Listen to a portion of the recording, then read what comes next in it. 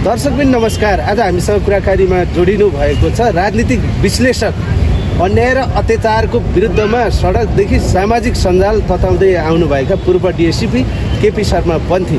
उहाँसँग पछिल्लो राजनीतिक घटनाक्रमको बारेमा चिरफार गर्नेछौँ। पछिल्लो समय नेपालीलाई नक्कली भुटानी शरणार्थी बनाएर एउटा निकै ठुलो गिरह लागि परेका समाचारहरू सम्प्रेष भइरहँदा ठुला माछाहरूको पनि भागाभाग भइरहेको छ। गृहमन्त्रीले नेकपा एमालेका सचिव टोपबहादुर रायमाझीलाई शुद्ध पक्राउ पूर्जी जारी गरिसकेपछि राजनीतिक एउटा ठुलो तरङ्ग आइरहेको छ। यस विषयमा पनि चिरफार गर्नेछौँ भने उता राष्ट्रिय स्वतन्त्र पार्टीका अध्यक्ष रवि लामिछाने अब आज उहाँको पार्टीको एउटा बैठक बस्दैछ, सरकारमा जाने कि नजाने भन्ने, त्यस विषयमा पनि चिरफार गर्नेछौँ। सर, सम्पूर्ण मिडियामा स्वागत छ। धन्यवाद। जय जननी जय मातृ। के छ, आराम हुनुहुन्छ? आरामै छ। बालेन शाहले भनेका थिए पुराना राजनीति गर्ने नेता र नयाँ नेता पनि सबै चोरै रहेछन्, हटानी हुन् भन्ने खोज्ने एउटा अभिव्यक्ति, सठिक अभिव्यक्ति आइरहेको थियो।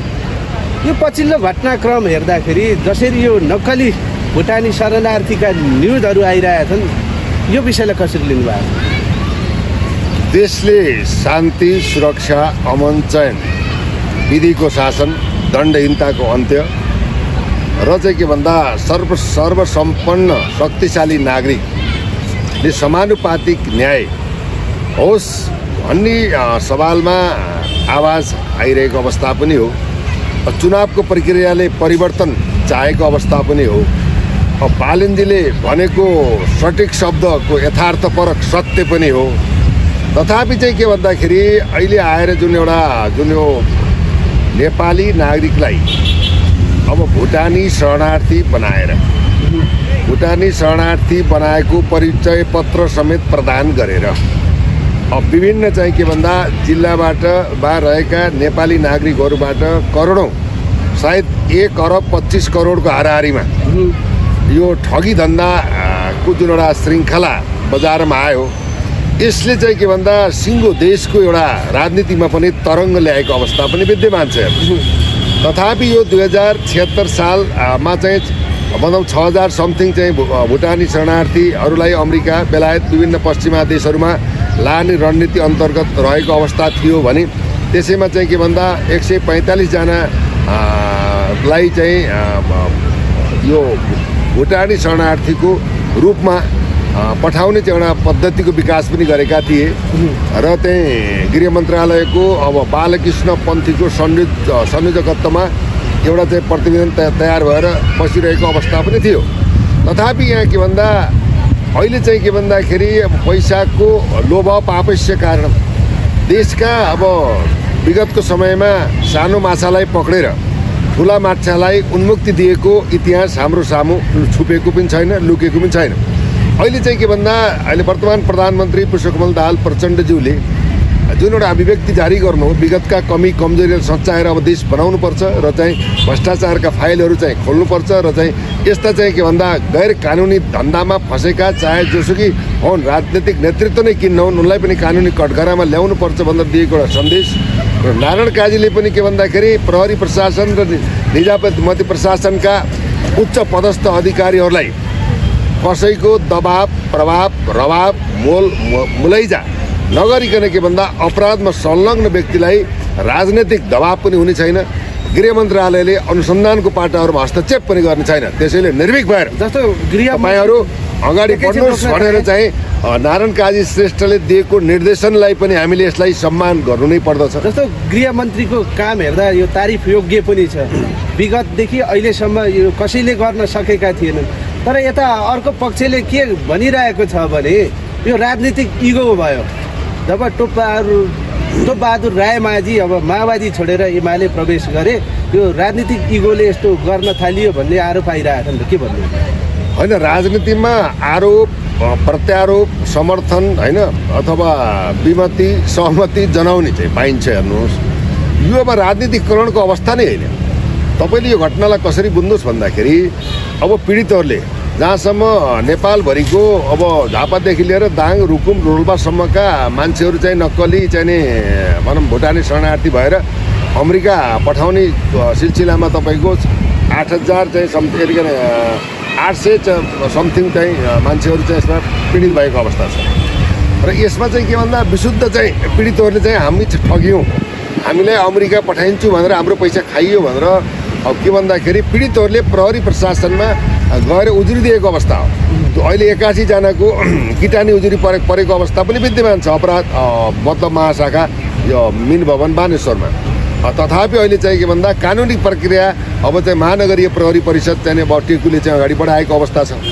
यो अवस्थामा चाहिँ भन्दा पीडितहरूले दिएको जारीको आधारमा प्रहरीले चाहिँ अनुसन्धानको क्रममा प्रारम्भिक अनुसन्धानको क्रममा पक्राउ परेका इन्द्रजित राई समेतका होइन जो गृह मन्त्रीका सल्लाहकार रहेका इन्द्रजित राईको चाहिँ के भन्दा बयान अनुसार चाहिँ के भन्दाखेरि ती कुराहरू चाहिँ कोजमा संलग्न छन् भन्ने कुरामा प्रहरीले बयानको आधारमा पक्रेको। यो त सिलसिलेवार सिस्टम वाइड गएको अवस्था हो। यसमा राजनीतिक हस्तक्षेप कोही माओवादीको एमालेको चाहिँ दुराग्रह र चाहिँ के भन्दा यो त प्रतिशोधको चाहिँ परिस्थिति होइन। यो त विशुद्ध के भन्दा साङ्गठनिक अपराध, सबै मिलेर साङ्गठनिक अपराध गरेर अरबौँको चाहिँ के भन्दा भ्रष्टाचार गरेर नेपाली नागरिकलाई नक्कली भुटानी शरणार्थी बनाएर पैसा खाएर पठाउने यो चाहिँ ठगी धन्दाको चाहिँ वारदातमा प्रहरीले अनुसन्धान अगाडि बढाएको अवस्था हो। हेर्नु कस्तो चलन रहेछ। जस्तो नेपाली जो नेपालमै जन्म लिएको रवि लामिछाने पैसा कमाउनको लागि अमेरिकी गएर नेपाल आउँदा उचिन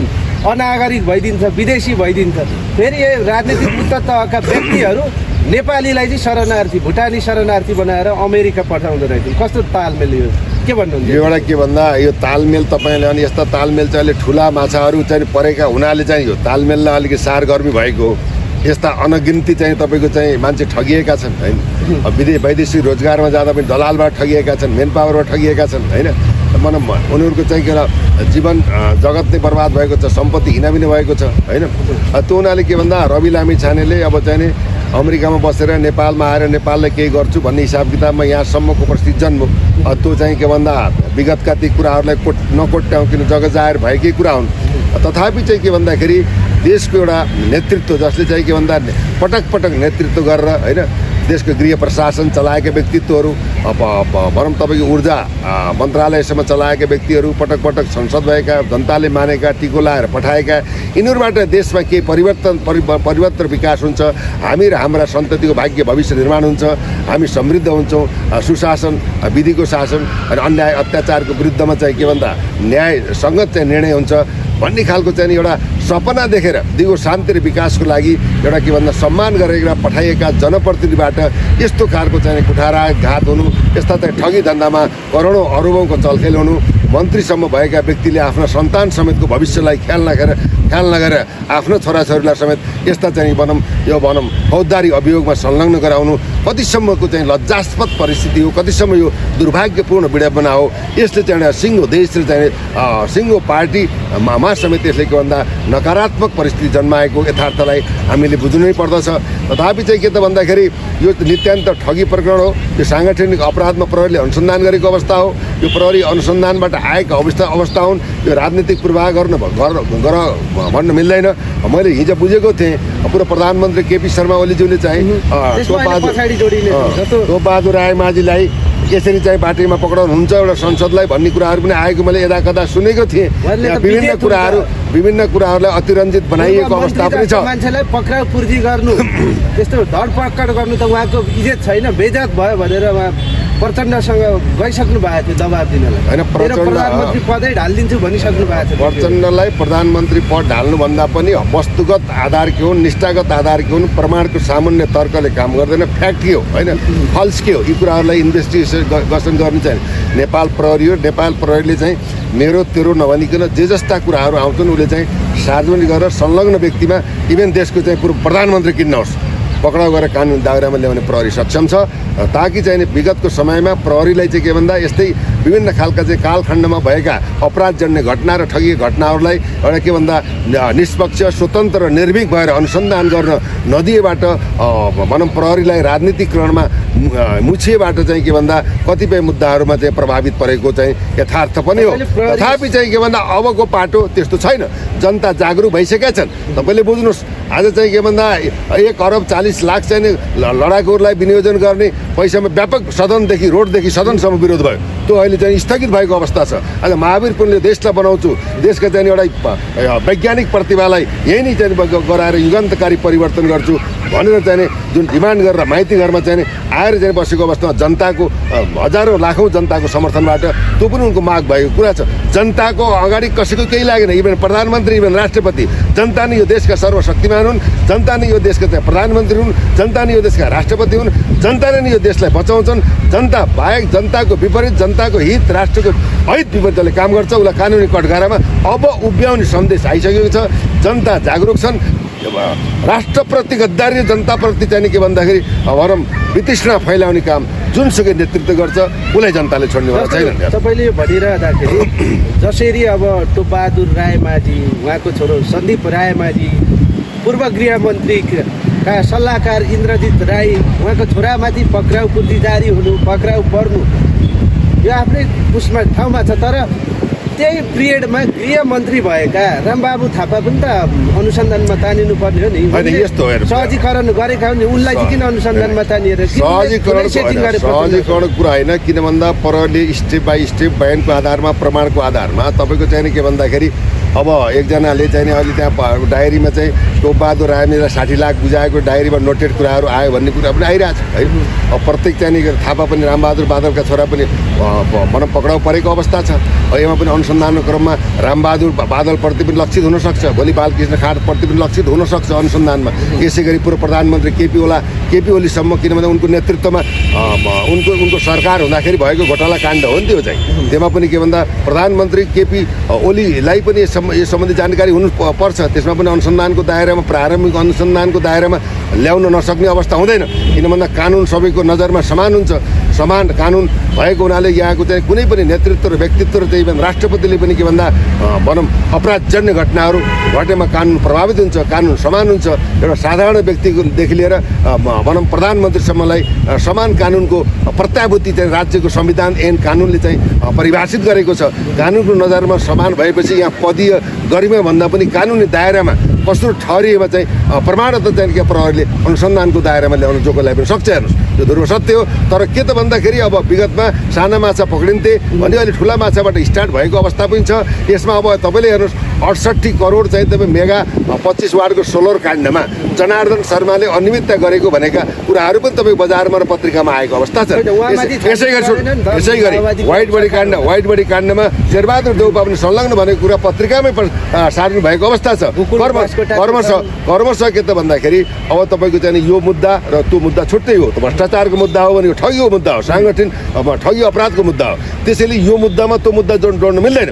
त्यसैले हाम्रो भनाइ के त भन्दा यो मुद्दामा जोसुकै चाहे पूर्व प्रधानमन्त्री नै यसमा संलग्नता किन नहोस्, एकदम निर्भीक भएर एकदम देशको लागि, मुलुकको लागि, जनताको चाहिँ आवाजलाई यो धरतीमा चाहिँ भएको विसङ्गति, विकृति, भ्रष्टाचार, अन्याय, ठगी धन्दालाई एउटा निर्मूल पार्नको लागि प्रहरीले चाहिँ अदम्य साहससहित प्रमाणसहित अगाडि बढोस् भन्ने शुभकामना पनि दिन चाहन्छु। र यसै गरी सुन्नुहोस्, अब चाहिँ के भन्दा व्हाइट बडी काण्डमा चाहिँ संलग्न जुनसुकै नेतृत्व होस् उसलाई पनि कारबाही गर्नुपर्छ। तपाईँको चाहिँ के भन्दाखेरि 4G को घोटालामा जो संलग्न छ त्यो 12 अरबको त्यसमा पनि कारबाही गर्नुपर्छ। 33 किलो सुनमा जो संलग्न छ त्यसलाई पनि कारबाही गर्नुपर्छ। बुझ्नु नि? ठिक छ, होइन यस्तो फाइल सबैको खुल्छ। किन भन्दाखेरि उहाँले भन्नुभएको छ यदि म पनि दोषी छु भने कारबाही गर्ने भनेर अहिले सम्मानित प्रधानमन्त्रीले अभिव्यक्ति दिएको अवस्था पनि छ। तर रहेको के भन्दा अब कराएर चिच्चाट भएन, प्रमाण हुनु पर्यो, जाहेरी हुनु पर्यो, आधार हुनु पर्यो, तुक हुनु पर्यो, जसले के जस्टिफाई हुनु पर्यो, त्यो गलत हो भन्ने खालको भनेर चाहिँ प्रमाण योग्य कुराहरू आउँछ भने सबै चाहिँ नेतृत्वले चाहिँ यस्ता चाहिँ अक्षम्य राष्ट्रिय अपराधलाई स्वीकार गरेर सहज रूपमा चाहिँ कानुनलाई सहयोगी भूमिका निर्वाह गरेर चाहिँ के भन्दाखेरि तपाईँको चाहिँ प्रहरीलाई सहयोग गर्नुपर्दछ। अहिले सुन प्रत्येक तामाङ, सन्दीप अब रायमाझी, टोपबहादुर रायमाझी, यसै गरी तपाईँ के भन्दाखेरि तपाईँ गोपाल नारायण चाहिँ पाण्डे जो पहिला गृह सचिव नै थिए उनीकै काण्डमा उनले चाहिँ समय कति बलवान छ। आज सुन्नु, आज समय कति बलवान छ।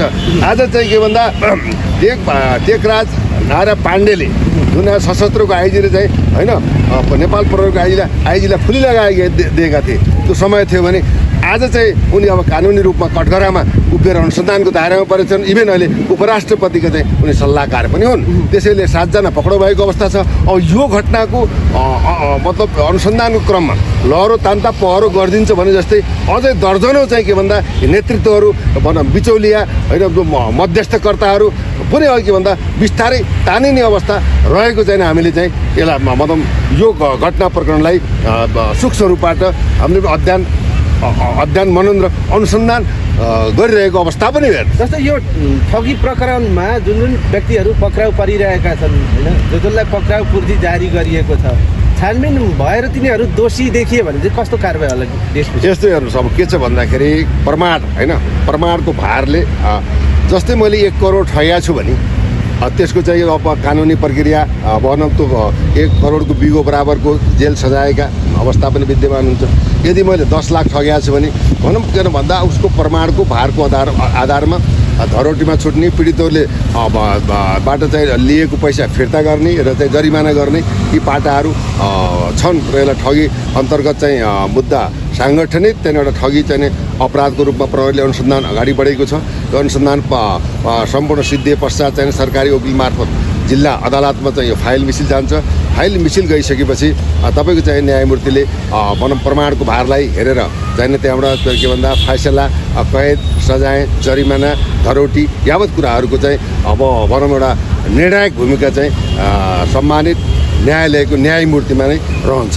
जस्तो योभन्दा अगाडि पुराना पार्टीका वृद्ध नेताहरूभन्दा एउटा छुट्टै राष्ट्रवादी छवि बनाएका एमालेका अध्यक्ष पूर्व प्रधानमन्त्री केपी ओली जुन आफ्नै सचिव टोपबहादुर रायमाझीलाई जसरी एउटा पोथी कुखुराले चल्लालाई चिलाएपछि छोपेर जोगाउँछ नि ओथारेर, त्यसै गरी बचाउन प्रचण्डलाई भेट्न गएका थिए। अब पछिल्लो पिरियड अब राजनीतिक विरासत गुमाएका हुन्छ केपी ओलीले, के भन्नुहुन्छ? होइन, केपी ओलीको के छ भन्दा अब चाहिँ नि अन्य नेतृत्वभन्दा अब केही गर्छन् कि भन्ने जनताले झिनो आशा गरेको हेर्नु सत्य बोल्नु पर्दछ। तथापि उहाँ पनि विभिन्न काण्डमा चाहिँ नि अब तपाईँको चाहिँ नि मुछिएको अवस्था पनि छ। महाकाली सन्धिदेखि लिएर विगतलाई हेर्ने भने एमसिसीदेखि लिएर सबले समर्थन गरेको अवस्था हो। उहाँ चोखो चाहिँ हुनुहुन्न। तर रहेको कुरो के भन्दा प्रहरीले अनुसन्धान गर्ने क्रममा टोपबहादुर रायमाझीलाई म बोकेर हिँड्छु भनेर भन्नु उहाँको चाहिँ के भन्दाखेरि राजनीतिक चाहिँ के भन्दा एउटा विज्ञता र राजनीतिक निष्ठाको एउटा के भन्दाखेरि यो गलत चाहिँ व्याख्या र अपव्याख्याको रूपमा उहाँलाई पनि अहिले चाहिँ यो सम्बन्धमा चाहिँ अहिले विवादास्पद रूपमा जनताले चित्रित गरेको अवस्था छ। तथापि उहाँको चाहिँ कार्यकालमा भएका चाहिँ काण्डहरू पनि त्यहाँ भएको काण्ड हुनाले नेतृत्वले चाहिँ अब के भन्दाखेरि आफ्नो संसदले गरेका कुकर्मका कुराहरूलाई पनि अनुगमन, निर्देशन र अब्जर्भेसन गर्नुपर्ने उहाँको पनि दायित्व हुन्छ। र चाहिँ यो घटनामा अब प्रहरी अनुसन्धानमा बाधा विरोध पुर्याउनु नै कानुनलाई अपमान गरेको भन्ने हाम्रो विश्लेषण रहेको छ। जस्तो पछिल्लो पिरियड एउटा गृहमन्त्री नारायण काजी श्रेष्ठले एउटा राम्रो काम गरेर देखाइरहेका छन्। यो उहाँको काम कदमलाई चाहिँ कसरी लिनु? होइन, नारायण काजीको होइन, त्यो कसैले अब यो दुधले नुहाएको त कोही पनि छैन हेर्नुहोस् होइन। अब त्यो कुरो नगरौँ। तथापि चाहिँ के भन्दा अहिलेको परिस्थितिलाई मध्यनजर राखेर एउटा बाल ब्रह्मचारी है, बाल ब्रह्मचारी चाहिँ हाम्रो गृहमन्त्रीज्यूले जुन एउटा निष्ठासहित चाहिँ नि यो कुनै मलाइजा हुँदैन, जोसुकै होस् कारबाही गर्नुपर्छ, राजनीतिक दबाब हुँदैन, म साथमा छु भनेर जुन एउटा अडिक लिनुभएको छ, यस मानेमा उहाँ चाहिँ नेपाली जनता माझ यो घटनाक्रमले गर्दा उहाँ चाहिँ सम्मानित र चाहिँ के भन्दा अहिले मर्यादित रूपमा उहाँको चाहिँ सबैबाट प्रशंसा भएको छ। यो मानेमा म पनि उहाँलाई बधाई नदिइराख्न सक्दैन, उहाँलाई बधाई छ, शुभकामना। तर चाहिँ के भन्दा अब हायर पावरबाट दबाब प्रभावमा नपरेर आफ्नो खुट्टा र कुर्सी नकमाउनु होला नारायण काजी श्रेष्ठज्यूलाई म चाहिँ ध्यान आकर्षण र तपाईँको टेलिभिजनद्वारा उहाँलाई अनुरोध र साथ समर्थन पनि जनाउन चाहन्छु। जस्तो पछिल्लो पिरियड धेरैले चाहिँ के तर्क गरिरहेछन् भने यो एउटा लालीपप देखाए जस्तो मात्रै हो। जसरी राष्ट्रिय स्वतन्त्र पार्टीको घन्टी निकै बेजोडले बज्यो, पुराना पार्टीसँग जनताहरू फ्रस्ट्रेट भइसकेर त्यता ढल्किएपछि त्यो घन्टीको आवाजले कान मात्रै खुलेको हो, यो देखावटी कदम मात्रै हो, पछि केही काम गर्न सक्दैनन् भन्छन् नि, के भन्नु? यसमा निश्चय पनि तपाईँको स्थानीय निर्वाचनबाट बालेन हर्क र चाहिँ गोपी हमाल होइन जस्ता चाहिँ मान्छेहरू चाहिँ स्वतन्त्र रूपमा जनताले चाहिँ यिनीहरूले गरेको कुकर्मबाट वितृष्णा भएर अगाएर वाक्क दिक्क भएर चाहिँ स्वतन्त्र पार्टी व्यक्तित्व र युवाहरूलाई रोजेको र अहिलेको चाहिँ उपनिर्वाचनले पनि अब समग्र रूपमा अब यी टेस्टेड अनुहारहरू पटक पटक फेल भएका अनुहारहरू पटक पटक चाहिँ के भन्दा 5औं पटक 2 पटक 3 पटक 4 पटक मन्त्री प्रधानमन्त्री भएका अनुहारबाट यो देश बन्दैन। यो देशको चाहिँ सुरक्षा र समृद्धि पनि हुँदैन। यो देश चाहिँ सुरक्षित रहँदा पनि रहँदैन। भ्रष्टाचारले चरम सीमा नागेर चाहिँ के भन्दा दलदलमा परेको छ। भनौँ आर्थिक अवस्था चाहिँ नाजुक भएको छ। देशले चाहिँ एउटा असफल राष्ट्रको रूपमा रूपान्तरण हुँदैछ। त्यसैले यी अनुहारलाई अब विरासत र सत्ता कुर्सी दिनु भनेको के भन्दा आफ्नो चाहिँ टाउकोमा आफूले बन्चरो हान्नु हो। त्यसैले चाहिँ नि अब भनौँ युवाहरूले देश चलाउनु पर्छ भनेर अहिले चाहिँ रवि लामिछाने प्रति एउटा जनताको लहर समर्थन र चाहिँ एउटा सदाशयता छ। त्यसलाई चाहिँ त्यसले पनि एउटा सङ्केत दिएको। रविको चाहिँ हातमा के छ भन्दा दुईटै हातमा लड्डु छ।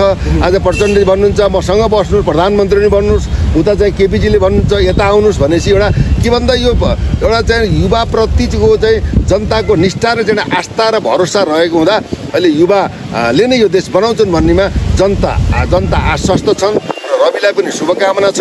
सायद आज उहाँको केन्द्रीय कमिटीको मिटिङ चाहिँ उहाँकै केन्द्रीय कार्यालय चाहिँ वसुन्धरामा बस्दैछ।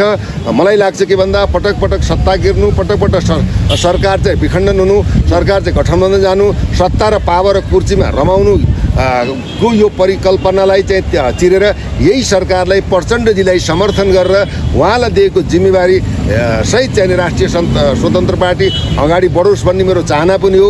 सरकारमा नगइकन जिम्मेवारी नदिकन जनताले चाहेको जनताका समसामयिक समस्यालाई सम्बोधन र समाधान गर्न सकिँदैन।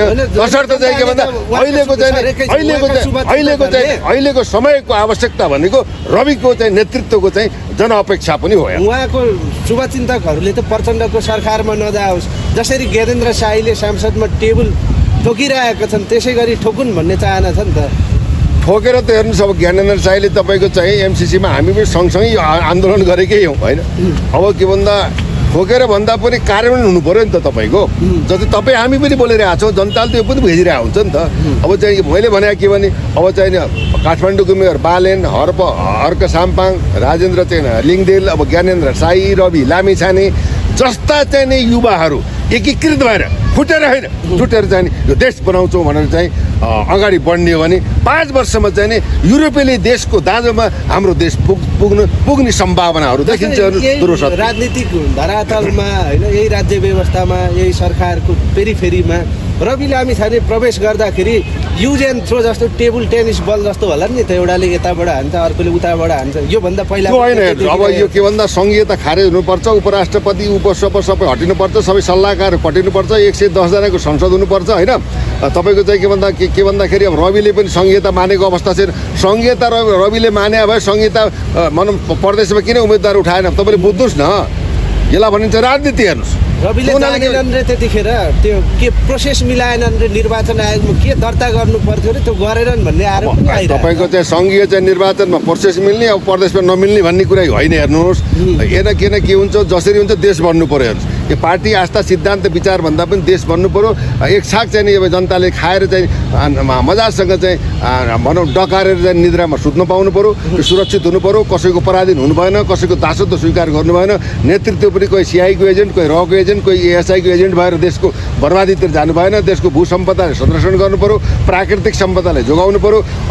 पराधीन नभएको देशलाई सुरक्षित र संरक्षित गरेर सम्पूर्ण सबै चाहिँ बहुजन हिताय बहुजन सुखायको रूपमा नीति निर्देशन नियम कानुन बनाएर यो देशलाई सबल सक्षम र चाहिँ विश्वमा एउटा युगान्तकारी परिवर्तन हुने र समृद्ध भएको हुने देशको रूपमा रूपान्तरण गर्न लाग्नु पर्यो। होइन भने के भयो अबको अवस्थालाई पनि सही समयले कसैलाई पर्खिँदैन। यो समयलाई हामीले चाहिँ क्याच गर्न सकेनौँ र नेतृत्वले चाहिँ यो समयमा प्रति नजरअन्दाज गर्यो भने तपाईँ हाम्रो भविष्य र देशको मुलुकको नक्सा भोलि भूगोलमा खोल्न पर्ने अवस्था नआओस् भनेर चाहिँ अधिकार सम्पन्न नेतृत्वहरूले, जनमत प्राप्त व्यक्तित्वहरूले देश र राष्ट्रको हकमा आफू समर्पण भएर निष्ठासहित अगाडि बढ्न अपिल र अनुरोध पनि गर्न चाहन्छु। अलिकति रोके सर, तपाईँले जुन उठाउनु भयो, जुन रवि लामिछानेले प्रदेशमा सांसद उठाएनन्, उनले सङ्घीयता चाहेनन्, त्यतिखेरको उनको यो योजना पनि ठिकै थियो। तर पछिल्लो पिरियड अब यो व्यवस्था यही ठिक छ, अवस्था परिवर्तन गर्नुपर्छ भनेर मुड चेन्ज गरिसक्यो नि त, फेरि सङ्घीयतातिर गइसक्यो त रविलाई। त्यो राजनीति भनेको तपाईँको के भन्दा गायत्री मन्त्र होइन कि, हेर्नुहोस्, राजनीति भनेको सम्भावनाको खेल हो। जनताको जनआवाज जनसमर्थन जनताको चाहनालाई हरेक नेतृत्वले समर्थन गर्नुपर्दछ। आज देश फेलियर भएको अवस्था छ, आर्थिक मन्दी भएको अवस्था छ, मान्छे झुन्डेर मरेको अवस्था छ, लाखौँ चाहिँ 90 लाख युवाहरूले आफ्नो भाग्य भविष्य निर्माण गर्नको लागि विदेशीको समृद्ध विकासमा रगत र पसिना बगाएको अवस्था छ। त्यसैले समय काल सन्दर्भ र अवस्था र जनताको चाहनालाई मध्यनजर राखेर नेतृत्वले पनि आफ्नो एजेन्डा परिवर्तन गरेर विकासको एजेन्डामा रूपान्तरण हुन जनताले दिएको सन्देशलाई आत्मसात गर्नुपर्छ। हामी अन्तिममा छौँ सर, जाँदा जाँदै यी भ्रष्ट दलाली नेता र यिनीहरूका आसेपासेहरूलाई चाहिँ कस्तो कारबाही हुनुपर्छ ठ्याक्कै बताइदिनुहोस् त। वास्तवमा हाम्रो भनाइ त के त भन्दा देशमा भ्रष्टाचार गर्ने, बलात्कार गर्ने, देशद्रोह गर्ने यस्ता चाहिँ भ्रष्टाचारीहरूलाई त्यो के भन्दा on the spot death penalty फाँसीमा झुन्डाएर चाहिँ मार्नुपर्ने कानुनको चाहिँ व्यवस्था गर्नुपर्ने हामीले भन्दै आएका हौँ। तथापि यसमा कोही मन्त्री, प्रधानमन्त्री, पूर्व मन्त्री, संसद, ठेकदार, बिचौलिया, भनौँ पूर्व चाहिँ उच्च अधिकारी अहिले भएका जो छन् सबलाई चाहिँ के भन्दा इन्तु किन्तु परन्तु पूर्णविराम फुल स्टप नभइकन एकदम चाहिँ के भन्दा एउटा दृढताका साथ देशलाई मातृभूमिलाई साक्षी राखेर आफ्नो कर्म र आफ्नो धर्म आफूले पाएको पदको पदीय जिम्मेवारीलाई नेपाल सरकारका नेतृत्व र नेपाल प्रहरीले चाहिँ के भन्दा अब्बल तरिकाले चाहिँ अनुसन्धान गरेर जोसुकै होस्, यसमा चाहिँ विगतमा प्रधानमन्त्री भनेर भइसकेको मान्छे पनि किन नहुन्, ती सबैलाई के भन्दा कानुनी कठघरामा ल्याएर प्रमाणको आधार पूर्वाग्रह होइन प्रमाणको आधारमा के भन्दा कानुनी कठघरामा पुर्याएर अहिले के भन्दा विधिको शासन होइन, अब चाहिँ के भन्दाखेरि सिद्धान्तको राजनीति होइन, एउटा विकासको गन्तव्यको मार्गलाई सुनिश्चित गर्नको लागि सबैले आफ्ना पाएको अधिकारलाई सही तरिकाले मेरो दायित्व कर्तव्य र यो मुलुकको मेरो जिम्मेवारी हो, मैले कुनै गद्दारी गरेँ भने भोलि मैले यो मातृभूमिलाई श्राप छ भनेर आत्मसात गरेर माटोको टिको लगाएर भनौँ राम्रो काम सम्पादन गरेर जनताले चाहेको जनताको चाहिँ मनोभाव र पीडितले पाएको चाहिँ पीडाको लागि मलमपट्टिको लगाउने काममा साथ हात समर्थन रहोस् र चाहिँ यो अनुसन्धान सफल होस् भन्ने शुभकामना व्यक्त गर्न चाहन्छु। हस् डियर सर, यहाँको अमूल्य समयको लागि धेरै धेरै धन्यवाद। धन्यवाद। जय जननी जय मातृ।